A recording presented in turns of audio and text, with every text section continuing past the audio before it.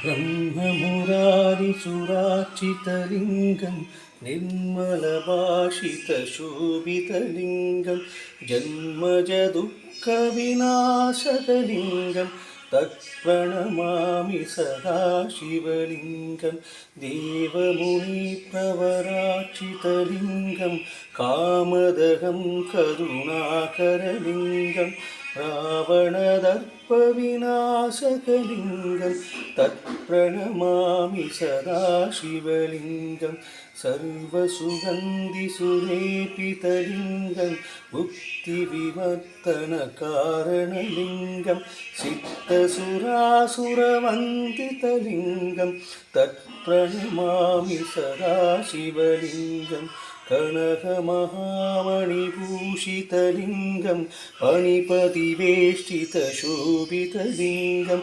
दक्ष्ण्यजुयज्ञविनाशकलिङ्गं तत्प्रणमामि सदा शिवलिङ्गं कुङ्कुमसन्दनलेपितलिङ्गं पङ्कजहारसुशोभितलिङ्गं सञ्जितपापविनाशकलिङ्गं तत्प्रणमामि सदा शिवलिङ्गं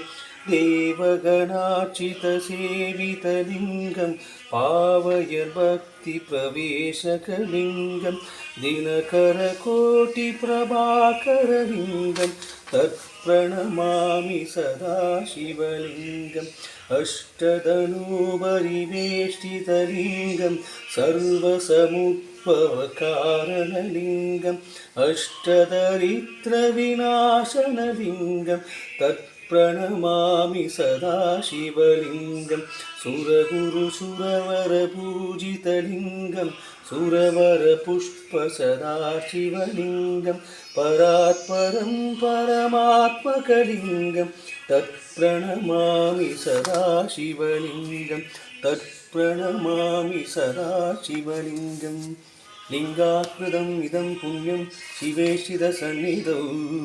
शिवलोकमवाप्नोति शिवेद सदमे गति।